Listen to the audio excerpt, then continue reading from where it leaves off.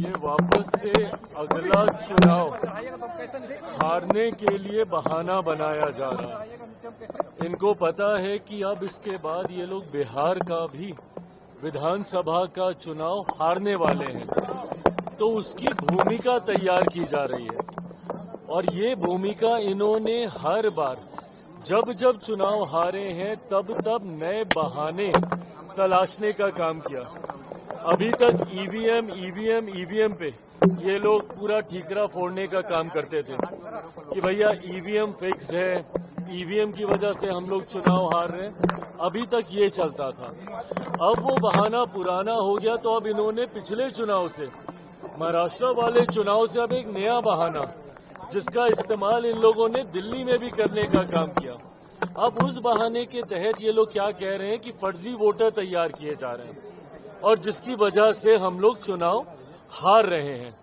भैया 55 साल तक आप लोग आजादी के 70-75 साल के इतिहास में 55 साल तक आप लोग सत्ता में आप लोग रहे। उसके बाद अगर आज देश की जनता आपको नकार रही है तो जरूरत है आत्ममंथन करने की, ना कि बहाने तलाशने की, जो कि राहुल जी कर रहे हैं। सिर्फ और सिर्फ बहाना ये लोग तलाशते हैं कि इस वजह से हम लोग चुनाव हारे। अब ये मान के चलिए कि इन्होंने बिहार विधानसभा चुनाव में भी अपनी हार स्वीकार कर ली है और की तरह यहाँ फिक्स है, चुनाव आने वाला है, फिक्स हो गया। क्यों उनको ऐसा लगता है? मैंने देखा राहुल गांधी मौसम वैज्ञानिक अब नए हो गए, हार के मौसम वैज्ञानिक, और वो अपने हार का जायजा उनको मिल चुका है। जनता एनडीए के साथ है तो मैच फिक्स भी जनता के साथ है।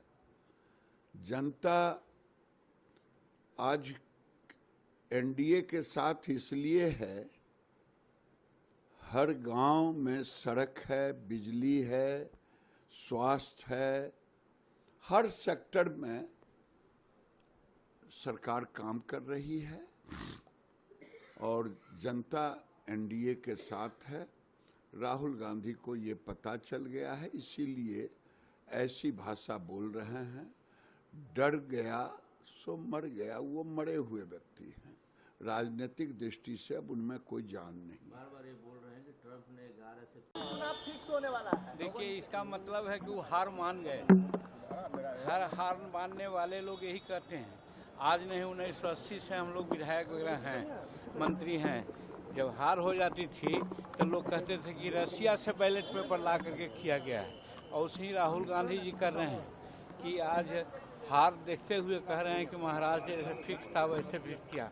उनकी बात बहुत लोग अब नहीं मानते हैं, हल्की बात बोलते हैं। सबसे पहले आज हम नरेंद्र मोदी जी को धन्यवाद देते हैं, आभार व्यक्त करते हैं बिहार की तरफ से कि आज नया टर्मिनल में हम लोग को उतरने का मौका मिला और आप लोगों से बातचीत करने का मौका मिला।